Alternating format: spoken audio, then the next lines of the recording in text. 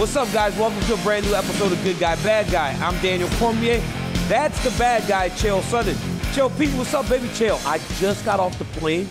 I don't know. I walked into my house 15 minutes ago, and we're right back to work, baby. Let's go. Hey, I'm proud of you, buddy. By the way, the coffee is great in Australia. Did you get to try it? Did you have coffee today? You seem like you got a good energy. Well, it's great coffee, but dude, you got to hear the story of my flight, Chael. My flight coming back to Sydney from wherever they were coming from, a bird goes into the plane. They are going so fast that the bird rips a bit of a hole in the side of the plane.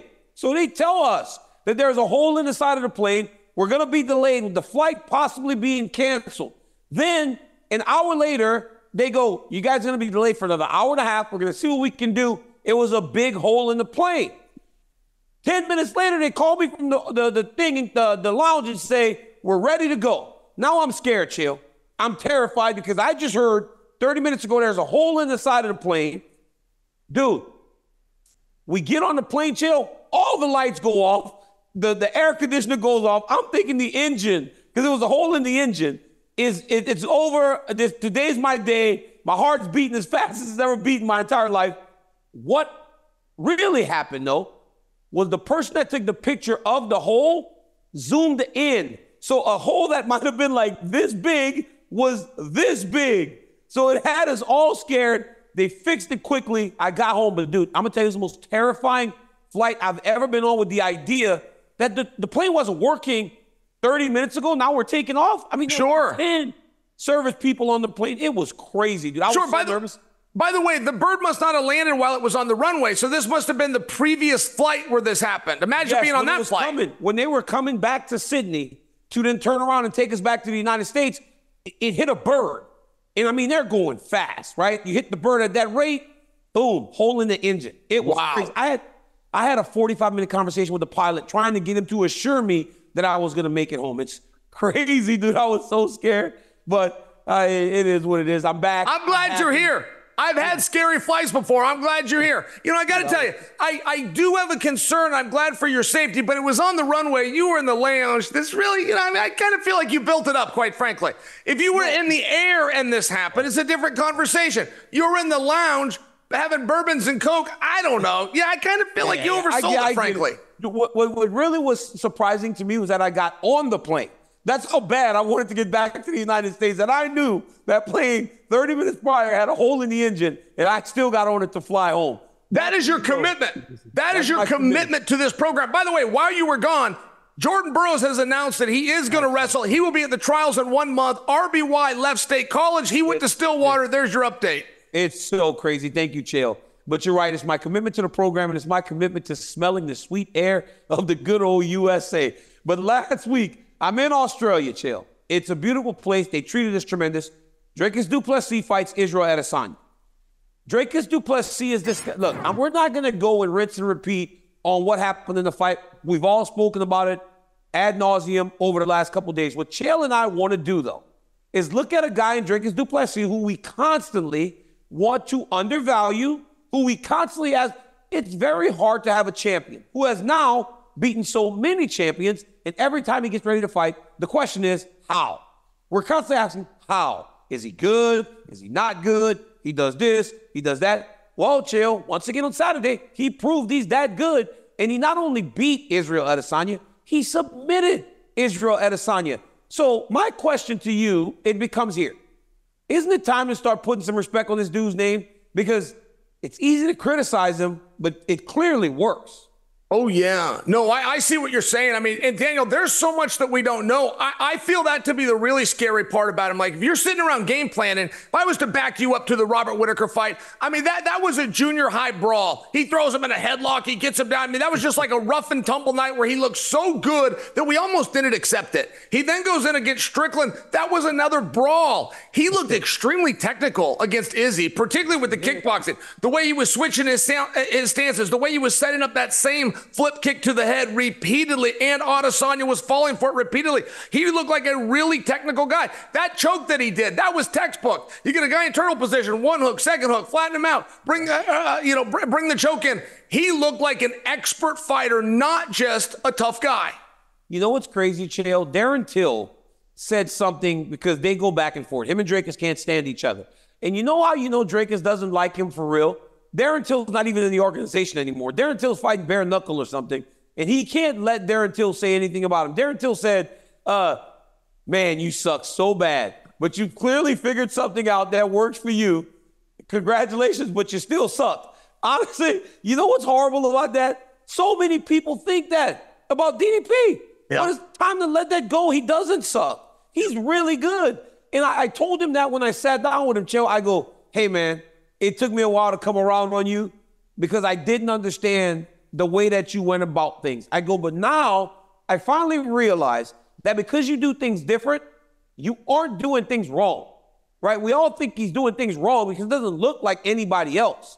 He does things the way that he does them. He operates in the way that he operates. He doesn't try to replicate what we've seen inside the octagon before. So many times we've seen fighters that look different inside of the octagon and people can't understand their value. Dominic Cruz was one. Remember how much you would switch your stances and he would throw punches at weird angles and everybody was like, what is this guy doing? But it works for him. And now he should have all the respect in the world, Chael P, because he has now beaten Israel Adesanya. He has beaten Robert Whittaker. He has beaten Sean Strickland. He beat Derek Brunson. He beat Brad Tavares. He's beaten so many guys that I don't know how you go about planning to beat this dude. So now I believe that he got that win, Chael, that makes you have to value him. Because as you and I have spoken about time and time again, you got to beat the man at some point. And Izzy was the man for so long that he will now take that shine into what will be the next fight of his title reign. You know, I appreciate you taking all that time to explain what we all saw with our own eyes, because it gave me a moment to reflect. I really don't care about the hole in the plane. I mean, in all fairness, it was a different flight. You weren't even on the flight. What if you were on that flight when that bird hit? That would have made a noise. That would have been terrifying. The captain would have made an announcement. I later find out halfway through the story that you're sitting in the lounge and you get an announcement over the PA system. Come on. I mean, really, there's really not a lot on that. I would like to go back. To DDP, though.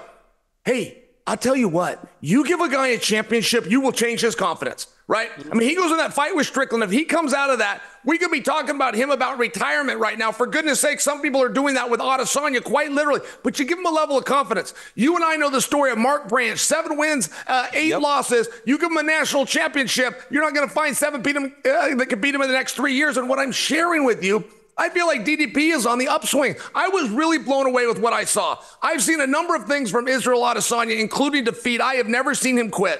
And there was a moment in that fight of surrender, of DDP, you have proven your point. I don't have the effort to come back, and it's not going to change things anyway. And I'm just explaining some of the mindset. It's only for an instant, but in that instant, a choke gets locked in. It's too late to come back. It was very impressive. Where Izzy goes from here, I think, is equally as interesting as where DDP goes. And I know we have Sean Strickland. I understand that. But you now have an offer from Alex Pereira.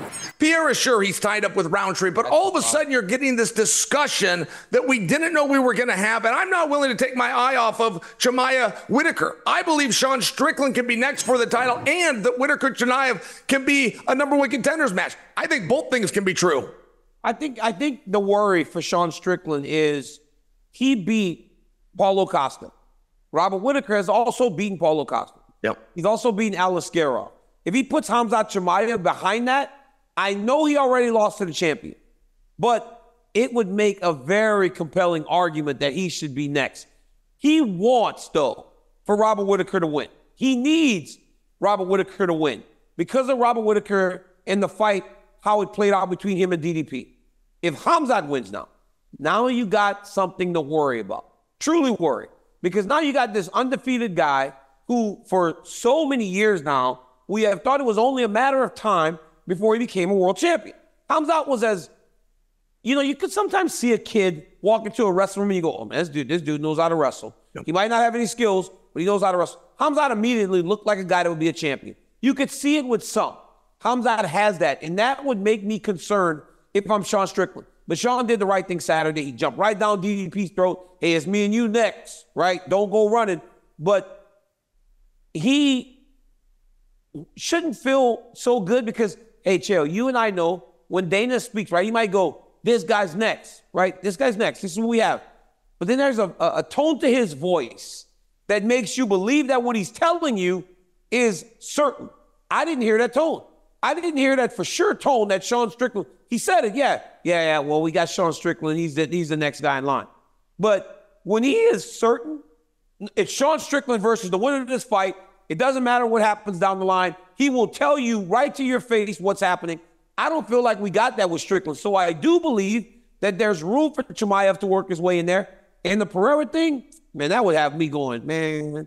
But DDP already said, Chael, it doesn't have to be at 85. I'm not giving you no excuse. I'll come to 205 and fight you. And after watching him, I don't know that he don't do well against Alex. Sure. Because of his wrestling and his ability to strike.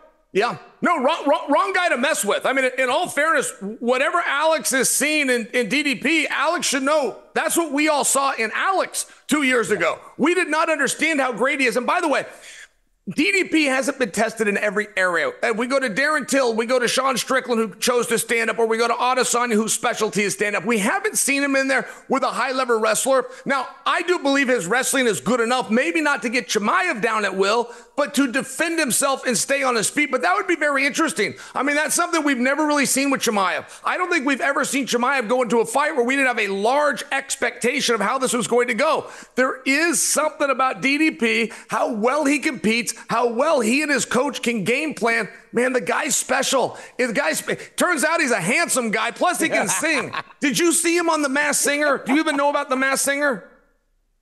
No, do you know about this? It's a show they do. It's a show they do in Europe, and you come out with a mask on. In his case, he had like a lion's head or something, and then you sing. And if the judges like you, you reveal yourself. And they're all famous people, at least to a degree. He had the voice of an angel. Dude, they take the mask off. It's DDP. I don't believe this story. I've heard it. Yep. There's no way Dricus can sing. I watched it. Man, I'm telling you, like, this guy has star potential. He's oddly charismatic. He can come out of some things where he has said stuff that is some of the most scathing lines we've ever seen. And he can almost do it like playful. He can almost do it politely just because his eyes and his face tell such a story. He's a very interesting. I mean, just as an entertainer, just purely as an entertainer in the sport, he's got it, man. That's the problem, Chael P. Chael P. He says things in a way that is almost joking, but he just doesn't care. You know when you're like with somebody and you tell them something that's supposed to make them lay off, but they just don't care, so they just keep saying the same thing? That's what he did to Izzy at the press conference when Izzy started crying. He made Sean Strickland cry. He making dudes cry at press conferences by just not caring. It's like, my gosh, this dude will not stop. And he just frustrates you. He does the same thing inside the octagon. This champion is the real deal. But on the other side of the coin, Israel Adesanya is one of the greatest middleweight champions we've ever seen. Hands down, no question. He's a star. People love Izzy. But this is the first time he's had a losing streak. He has lost 2 championship opportunities in a row. And in that fight, I asked him this before. I go, can you still dog up like you did against Kelvin Gastelum with the amount of money you have, with the fame that you have? Can you still call on that dog to carry you through those moments? Great question. As you said in the 4th round, to you, it didn't seem that way.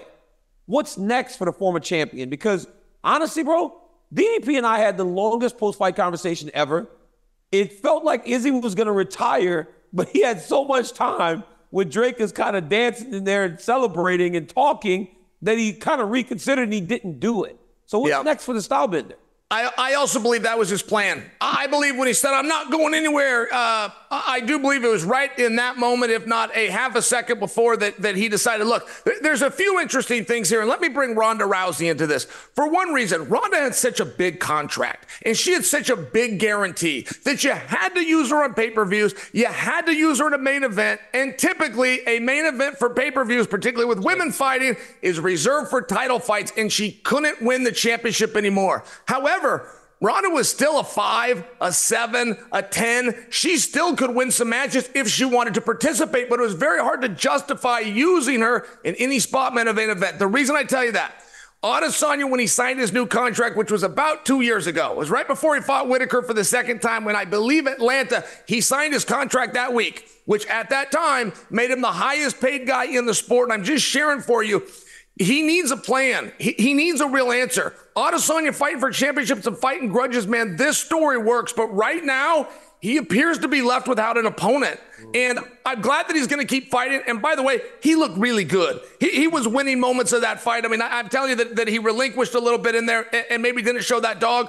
But it was still, he was the right guy to be in there. He's still amongst, the top 2-3 guys on earth. I just share for you, there's a lot of politics that go into booking a guy that has such a beautiful contract. And that in and of itself can put some time between you and your next match. You know, for Izzy, I believe that there are a lot of big fights that he can go and pursue. In the build, someone asked me this question: does Izzy need to win?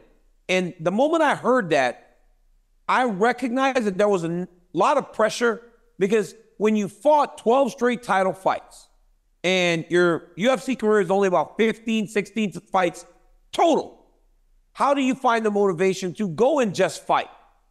Adesanya's got a ton of money. Probably doesn't have to do anything more for the rest of his career to try to gain more financial freedom. Adesanya has got popularity. Adesanya has fame. He can be known and do appearances for a long time to chase down money that he would not be making inside the octagon. So where do you find the motivation to just fight? That was probably Chael. And somebody goes, DC, one more. I'm like, dude, I'm so done. I'm 45 years old. But even back then, when I fought that last fight, the reason I walked away was because how was I going to find the motivation after having so many championship fights back to back? That's going to be a question Izzy has to ask himself. And it'll be a much harder question than you anticipate, Chael, because people say it's bigger than the belt in so many cases until you find yourself fighting not for the belt, because you know all that comes with that championship. I don't know what's next for Izzy. I thought that he fought well. I thought that he was really gaining momentum before he gave up the last takedown that ultimately felled him. But I thought he did okay. I thought he looked in shape. I thought he looked like he was ready to win. But he got fought. He was in a fight with a guy that doesn't have the technical skill with him, but that guy did good enough on the feet that he was able to get takedowns, and then those takedowns led to a submission. That's not something we've seen with Adesanya. So there are a lot of questions for the style bender. Well, and Daniel, when you talk about tough questions, do you know how you cut rock, or do you know how you cut steel? You cut it with a stronger rock or a stronger steel. By example, it might surprise you, diamond is actually one of the great stones out there. Diamond can cut right through steel. You could not take a steel pipe, for example, and use a saw that is made out of wood. For example, now, an airplane is made out of metal. What part of the bird do you believe puts a hole in the airplane? I mean, what part, like his feathers just broke through because of the tremendous speed? Dude, I'm telling you, Chael, hole in the engine from the bird, 600 miles an hour one direction. However, how fast does a bird fly? Other direction, boom, collision, hole in the airplane. I don't think so. And by the way, how did you get an audience with the pilot, by the way? I mean, didn't you think he had better things to do than to put you at ease? Couldn't you just wait for the PA announcement like everybody else? Well, what are you bothering the pilot for? Because I'm that person. I'm that person that they said, in 30 minutes, we're going to tell you guys what's happening. So, Chael, I just sit next to the gate, just by the gate, waiting. And so when the crew walks up, they kind of start talking. I get this. I get wind of this. I'm eavesdropping. Hey, I've told you time and time again, I'm messy. I'm very messy. And I sit on my porch waiting for people's business to go tell somebody else about people's business. I'm very messy. And so I have a trained ear. So I just wait and I just listen and then chill. Then I run around and tell everybody in the terminal, everybody's in a panic. Oh my God. Oh, were you that guy? You'd go make conversation just so you could bring that up. I know that kind of guy. I've actually spread that same kind of poison in certain situations. I know all about it. I didn't know the term messy, though. I got to tell you, I didn't know that. That means like you like to gossip. I like that. I'm a little messy myself. Ooh, he messy. Look at him. He just so messy. He looking to ruin somebody's day. That's what Kamaru Usman does to me. Kamaru Usman is the worst. Every time I'm having a great day, he'll send me an Instagram or something to remind me of something bad that I've done or some horrible situation. He did it to me on Saturday when I was doing the fight. Hey, if Kamaru Usman plays his cards right, he could be having a world title fight next. By the way, that's his division. I don't know what he's doing calling out Rakhmonov in the first place. He should be going straight after Blahal. Unbelievable. Man, look, but Chael, to get back on track, Izzy, he's got a lot to do.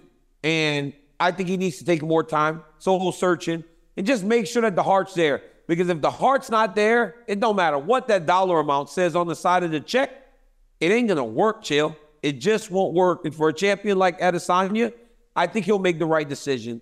Take your time, figure it out, champ. And hey, the game will be waiting for him when he comes back if that is what he decides to do. But can you believe me and DDP had such a long conversation in there that this man probably changed his mind from retiring? I got to tell you, man, I do believe that that's what happened. I watched that same thing happen with Henry Cejudo one night. I don't think he was going to retire. And then Dominic went on and on so much that he ended up saying, I'm done. I only share with you, like, that's a real thing. Things are going through your mind really fast, particularly when you're high. When you're high on adrenaline or you're high on depression, like, it's not quite something that you want to be judged with. By the way, what was the official scorecards? Do you happen to know? I thought that DDP perhaps had won all 3 rounds. DDP. It was 2-1 DDP going into the 4th round. Okay. But DDP. Yep. And Daniel, it really does beg a question. When you talk about heart and grit, when you talk about, can a rich man still fight? Can he dig deep and find that dog? You need all of those things for when something gets hard. And I only suggest that for you that if Izzy was to come off of main event and go to co-main, he's going to have 3-round fights, which is a very difficult thing to do, but not by his standard. He hasn't had only 3 rounds to prepare for in over 4 years. 3 rounds would feel like something easy for Izzy. I think that it's very relevant. I think there's a lot of things that he can do, and maybe you can't do them in the championship rounds after 35. I don't know. That's to be seen, but there's a lot of things he can do, and it's a different sport. You change one rule, you have now changed the sport. If we went back over time and we looked at all the Super Bowl plays, but we said, oh, they're only going to be 3 quarters, so we don't even score the 4th quarter, all the history books are going to be different. Izzy could have a whole new career out there that we don't even know about yet if he enters the 3-round club. I'm just throwing that at you. Yeah, it can be a whole bunch of fun for the style bender, but he's training hard, man. He seems ready. Hey, as the great Marvin Hagler once said, it's hard to get up at 5 a.m. and run when you sleep on those silk sheets every morning. Boom. Izzy's going to have to answer that question whenever he decides what he wants to do next. Now, one guy that is not going anywhere is Dan Hooker. Yes. Dude, yes. Dan Hooker has completely changed who he is, not only inside the octagon, but he has changed the way he looks inside the octagon. This dude, Dan Hooker, a couple years ago, was just this clean-cut kid. He had no tattoos. He was normal. He had darker hair. He was getting beat by people to the point, Chael, that a little bit ago, Ryan Clark and I, when this show was DC and RC, spoke about whether or not it was time for Dan Hooker to walk away. He had got beat, middle of the pandemic. He couldn't get to his family because they had him between a barrier when it was all separated and stuff. We felt bad for him, like, maybe this man needs to be with his family. Fast forward now to Dan Hooker's career today. Dan Hooker took a step back in competition. He fought Claudio Puelles, who was the man at the time. People thought he was going to beat Dan. They were going to use Dan to prop up this young up-and-coming prospect. Dan Hooker defended takedowns, beats the crap out of him, and goes on this win streak. Now he gets in there with Gamrot. He shows up after a year away. He said it's like he unlocked customization on a video game. He's got all kinds of tattoos. He's got blonde hair. He looks like a completely different human being, and he beats Mateusz Gamrot. Unbelievable from where he was 2 years ago. That actually makes us go from Dan Hooker should retire to what's next for this dude? He's so fun and he's so good now. Well, and what is a BMF, right? Like, it's a very hard thing to define, but we know it when we see it. That is a BMF. Like the BMF category is a category in and of itself. I only suggest that for you because it wasn't that long ago that Max Holloway at his weight class was the odd man out. He was the odd man out to the extent that they moved him up a weight class to put against Justin Gaethje in a fight that nobody, no media, no fans, no athletes called for. They made this fight. Then Max comes out of that, not only the BMF champion, he's got the fight of the year to look forward to at the end of the year awards, and he uses that golden ticket to cash in for a world title fight at 145. I mean, I'm just saying, things can change so quickly. I might be a little lofty right now, right? It might be a little airy for me to call for Dan Hooker and conversations about a BMF title, but I don't want to limit Dan. I want to call for that as a way of showing how impressed I was. I want to call for that as a way. There's a blueprint to beat Dan Hooker, and Gamrot possesses the blueprint. It was a terrible matchup, but I'll tell you one thing about Dan Hooker. You're going to beat him, you better get rid of him. And to get rid of him, you got to do it in under a minute. If you don't get rid of him, and I mean fast, it's going to turn into a long night because that guy will never give up on himself. You know, Chael, that's great. And that's a great thought, too. The BMF for me is where I think he should fight next. Look, we saw him against Makhachev.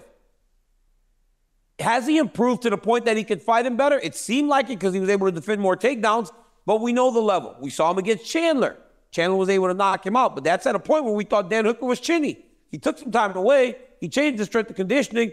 He looks refreshed, and the damage that he has taken over these last couple fights and got it done tells me this dude's not chinny or not ready to fight anyone anymore. He broke his arm in the last fight before he fought last weekend, and he still won the fight. He broke his arm. This guy doesn't quit on himself, man. And I believe that today, Dan Hooker is more valuable than he's ever been in his career. Gamrot was number 5 in the world. Dan Hooker doesn't beat top 5 guys. When Dan Hooker gets to top 5 guys, he gets beat and he gets pushed back to where he was always at 10, 11, 12, 13, all the way down out of the rankings. Now, he's not only beating those lower ranked guys, he's beating the higher ranked guys. And for the first time, I think that the next week's ranking, Dan Hooker's going to be in the top 5 or 6. That's a crazy thought from where we were a couple years ago. But dude, he said that he's just released everything. He has no expectation. He's out there having fun, fighting, enjoying his career. And it's always, and now it's fun for us because he's an absolute savage, man. It's unbelievable watching. He was cut over both eyes and headed into the 3rd round. In a best case scenario, it's an even fight. I think a lot of cards had him down by 1. The math's against him, and he's laughing with his corner. I don't know what they said to him. It was like a joke was told, but he's laughing out loud. And I'm just watching that going, I could never do that. I was so tired and so focused in those moments on just getting that oxygen and air back and hoping the ref doesn't say 10 seconds, corner's out. He was having a good time. These guys that can be playful, these guys that can care less, and I don't mean to be careless. I mean, if you can care less, if you can really put your care and concern into training, but on competition day, be a little lighter about it. It really is a benefit. And when I watch guys like that, I'm envious. That's what I wanted to have. Hooker is awesome. I think we served him very well in this piece, and I think he served himself very well on Saturday. Yeah, he did really good, man. It's awesome to watch a guy. And he is a good guy. And it's always fun when the good guy kind of gets a little bit of the spoils of war when they haven't gotten them on other occasions when you might have been rooting for him. So hats off to Dan Hooker and what he did. 155 is a very interesting division because everybody's always moving as they work towards fights for the championship and now the BMF championship, which resides in that weight class. Michael Chandler is a 155-pound fighter. Michael Chandler, though, has been willing to fight at 170 to get the opportunity to fight Conor McGregor. That's been 2 years now, I believe, that we've been waiting for this fight. Last week, Dana said, Conor's not fighting in 2024. You called it a while ago, or maybe you didn't. Maybe you believed it. But many thought that we would see McGregor this year. Dana said he's not doing it. Conor's not fighting. So what does that mean for Chandler now that McGregor's out for the rest of the year, or at least it seems that way? All right, let me unpack this. I talked to Team McGregor over the weekend. I actually went to Conor, and just last night I said, hey, you'd really make me look good if you could give me something I could use with Daniel on our show. Finish this sentence for me. Conor McGregor wants to fight this year. Dana says it's not going to happen.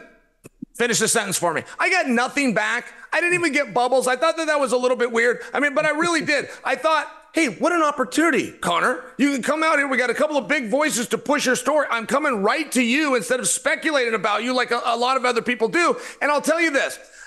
Dana said something that made me think perhaps Dana is interpreting this question different. Allow me to explain. Dana has been very clear in the last 2 weeks that Conor McGregor is not fighting this year. Dana then, in the last time I heard him speak about this, which was Wednesday of last week, said he's not fighting this year, but he is blowing me up. He does want to fight in December. We'll see what happens. If I get a fight signed, I will make an announcement. Now, that changed everything. That made me believe that Dana was hearing that question from a standpoint of, hey, boss, do you have a contract? Are you sitting on a secret from us? Are you getting to reveal something at a press conference or a B-roll package like during the pay-per-view. I don't think that Dana, and just reading that, I got to tell you, I'm not sure that Dana is saying, no, he's not fighting the end. I have the power and I'm letting you know. I think Dana meant, no, we don't have that fight done and I'm not keeping a secret from you. And I only said, it's very relevant. I went to Chandler with this. I said, Mike, here's what I just heard Dana say. Is Dana interpreting this question different than the rest of us think? And Chandler said, yeah, I heard that too. He said, believe it or not, I don't have some kind of inside scoop. This isn't all of us working together for something big. I get most of my information the same way that you and Daniel do, which is when I read about it on the internet. So that hope is alive to a degree. I'm hearing the organization would like him to fight in California in January. I can't confirm that for you, but I would like to say this one thing, Daniel. As long-winded as I'm being, I think the story of Conor is being a little bit mistold in this way. I believe him. I believe that he wants to fight. I believe he is going behind the scenes. See, he loves to feint power. He loves to let people know it's all my decision. I believe he has humbled himself to say, I need the organization to sign off on this. I'm willing to go. And that's not quite how the story is being told. The story is being told that Conor's dangling this. I don't think so. And if you remember all the efforts that he went to just to get on the docket on June 29th, he's doing those same things to get on the docket in December. At a minimum, I do believe he is sincere that he still wants to be one of the boys. There's no fight for that date, right? There's no fight for the December pay-per-view. And you and I both know that's one of the biggest ones of the year. It could not be bigger than Conor McGregor, and it's in Las Vegas, which is where you generally keep Conor McGregor. Again, as I said earlier in the Sean Strickland thing, when you listen to the boss, it's in how he says things, and you kind of got to read in between the words. And you're right. He said Conor wasn't fighting, but even saying we're going to have to see tells you that there's hope. Every single time he says that, he's open to it. So he's not as close to the idea as some may think, because I haven't heard anything about a fight announcement. I haven't heard anything about a potential December fight. Look, man, when we inside the business or inside the company know the schedule, which everybody got last week, the remaining schedule for the year, we inside at times know what those fights may look like. That's why we can almost assume John Jones is fighting Stipe in New York. They both said they wanted it. And we see all these other fighters matched up, all these champions, right? You got Alex. You got Raquel Pennington. You got Zhang Weili isn't matched yet, but the September fight has two. You can almost look down the line and see where people will fall. There is no fight for December. Doesn't seem like anybody else is going to be ready for December. So it might happen for Conor McGregor. But when I really think about it, if it doesn't happen in December, you've got to find the right place for Conor to fight. And I don't know that they'll want to wait till March to get McGregor fighting, because that's the next time they'll be in Las Vegas. You said something about California. If it's in LA, I think Conor could work in LA. But I do believe that it needs to be a massive city. And it would seem that it's going to be December in Vegas, March in Vegas, or like you said, January if it's in Los Angeles. Yeah, and I like what you're saying. I think that what I'm hearing is the organization. Here's what I don't believe. I don't believe that you got Chandler, you got Conor, and you got Dana all willing, but that they don't have a suggestion. So if Conor is asking for December and he's being told no, my belief is that on the other end, they're saying, but we could do it here, but we would like to do it here instead. So I do believe there's some legs to the January in California, and apparently that's the problem. You know, Conor is such an attraction. He's so over that he's got 10, 20, 30,000 people flying in that don't even have tickets. They just come to Vegas as a destination. They go on the streets. They take on the parties, even though they can't get in the door to see the actual fight. I think he would lose that in LA, or at least he believes that. I think that he believes he needs to be in the fight capital, and that seems to be a little bit of the push and pull right now. To try to go in December. Well, LA used to be that. LA used to be that place where you could go and you could still have that. Hey, Miami's awesome. Miami's become one of those places when we go down there. You know how great that is, a city to host a fight. But again, I think Conor has to be in Vegas because the price, dude, that's why the gate was $20 million. Sure. You can charge more in Vegas because you got people from all around the world. So that would be one of the reasons why I know he's a great businessman also. He wants to be in a place where that dude loves being able to say, I had the biggest gate of all time. I had the biggest pay-per-view of all time. I had this of all time, this of all time. And I don't know if that works that way in a different city outside of Las Vegas. So for me, he's a great businessman. Excuse me, okay? A businessman takes a risk. He goes and raises capital, or maybe does it the hard way and goes into the bank. And then he risks that capital, takes something to the marketplace that is either a good or service, and makes sure that his profits exceed your expenditures. When somebody else is cutting the check and you got no investment, don't tell me a guy's a great businessman. He's great at making business, man. I agree with that. Cut the check for that vodka. In the vodka, or whatever it's called. Is it vodka or whiskey? Whatever that vodka or whiskey was that made him $500-600 million. Proper. Yes. He cut the check to get in on that at the ground. Is that true? Did he do that? Because I'd have to give him credit if he did that. If he took a financial risk, I'll stand down. But I wasn't aware of that. Thing, used this star power to build it to what he built it for and then sold it. That's a business, man. Hey, still. Again, my brother. It's always fun when we do this show, man. I appreciate you doing it with me. It's been great from the very start. That was very condescending how you said, man, that's a business, man. The delivery was fantastic on that. I'm glad you're okay, by the way. I'm sorry that you're playing the bird thing up. I mean, I don't want to act as the bird thing's nothing. You showed a courage and a bravery, partner. I'm really proud of you for sitting in the lounge while an airplane was getting worked on. Don't care about me. Well, it shows that you just don't care about me. You don't care that I almost died. I don't know how a feather and or beaker talons could pierce metal. That's all I'm saying. It seems like an exaggeration. And I'm not saying it was done by you, but somebody appears to exaggerate it here. It's at the speed of light, baby. It's at the speed of light. Guys, for Chael Sonnen, I'm Daniel Cormier. Make sure you catch us on ESPN MMA YouTube, ESPN Plus, ESPN2, and everywhere else you get your podcast. For the bad guy, I'm the good guy. Until next time.